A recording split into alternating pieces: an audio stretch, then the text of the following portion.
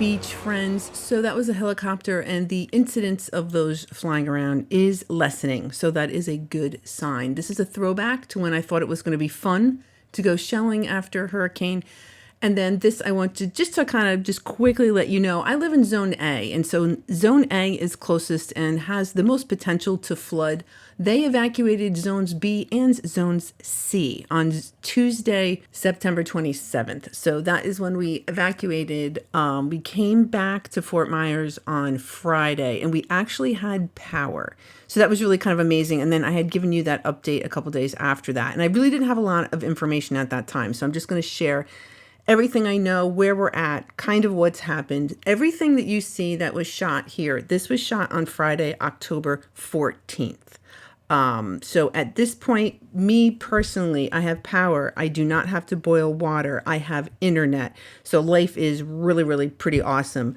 Everyone is struggling with the mounds of garbage and debris, and that's just going to be the way it is. I don't know for how long. This is my first disaster that I've kind of went through.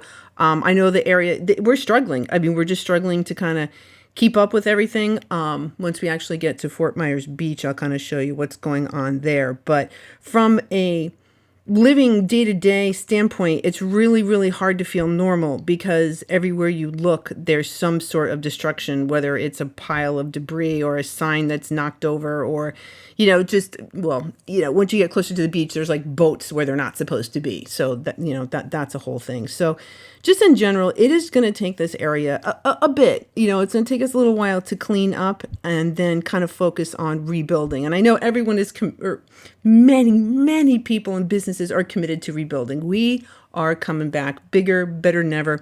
It's going to take us a minute. All right. So just be patient with us. I do want you to come though. And we'll talk, I'm going to hopefully remember to talk about that in a second and how you all can help. So I personally there is so much need and so many people and whether it's businesses that you want to support or the employees of the businesses you want to support, I'll put a couple links in the description box below of some pages and organizations that are doing fundraising. I myself have not decided what I'm going to focus on other than my shelling community.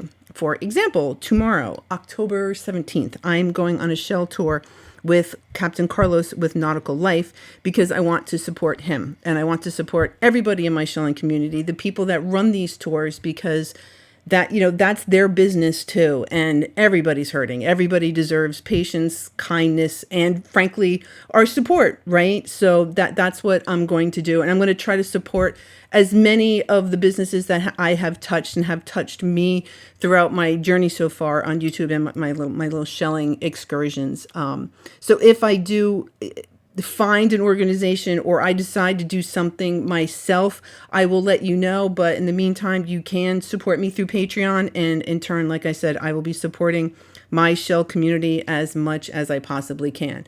Right now, the beaches in Lee County, so that would be including Captiva, Sanibel, Fort Myers Beach, Lover's Key, all those beaches are closed right now. The water quality is really, really bad after the hurricane came through. So it's going to take a little bit of time for that water to kind of clear up so it's safe. And then I suspect from there, it's going to be a lot of garbage pickup. So I already have a couple ideas on how I'm going to be cleaning up beaches and what I can do to help that process along so we can get these beaches back to the point where y'all can come down and just spend your money and support the hotels and this community, this Gulf Coast community.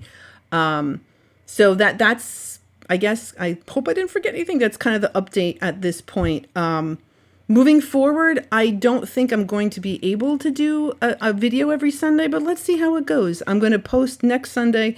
Fingers crossed, I get it done in time. So next Sunday, we're going to see my shelling trip from October 17th.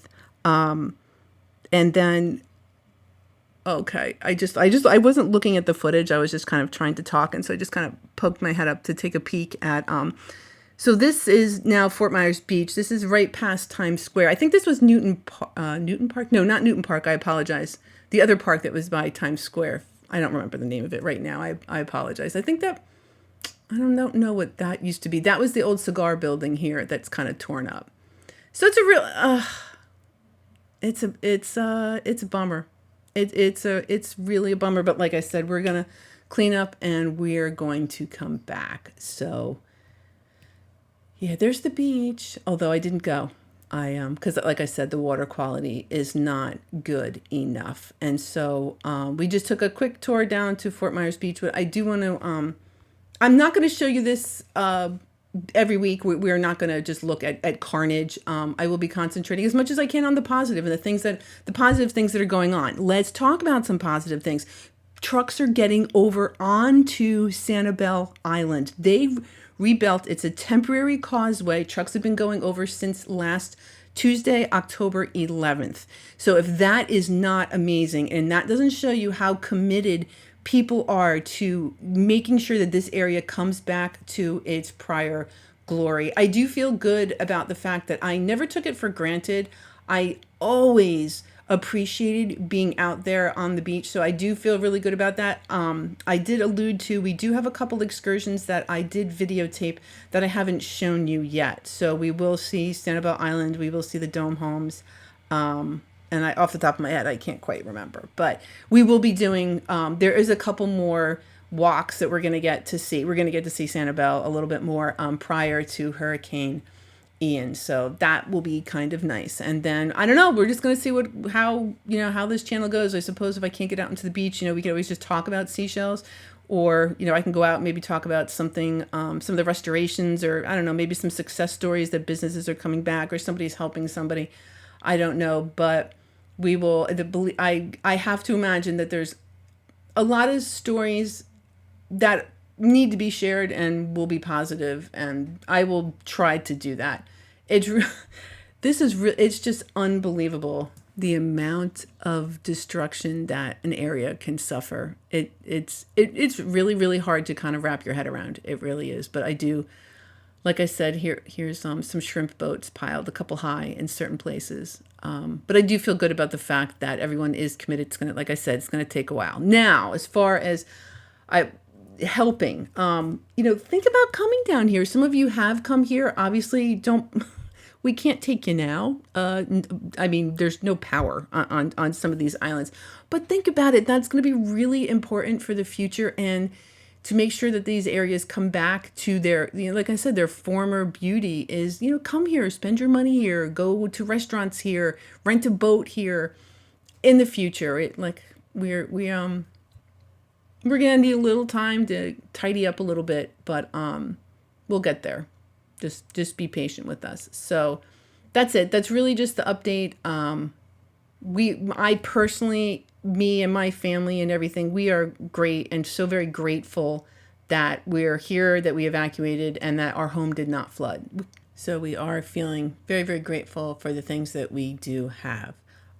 So that is going to conclude the update. I am going to go ahead and throw a little music behind and let the footage roll, because there is still a little bit more of Fort Myers Beach that we did see. This is $1 that I found from the Leaky Tiki.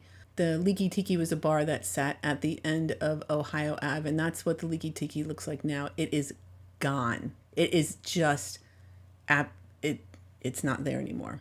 And then this is the Whale, and that's another very just heartbreaking. And so not only did these people lose their businesses and all the employees lost their jobs, it's a lot. But like I said, we're going to come back, and I do hope that you don't forget about us. I mean, for everybody else, or I feel like it was a news story for like a couple days, but like we have a lot of people down here, like this is our lives. Like we live this.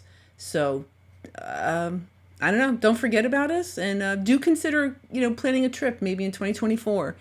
Start thinking about where you're going to go. And in the meantime, I'm going to show you how, once we get there, how awesome these areas are coming back. At least that is what I'm hoping for. So I'm going to go ahead and just throw some music on at this point, let you take another little peek of some of the misplaced materials and boats and whatnot. And hopefully, again, fingers crossed, I will see you next Sunday.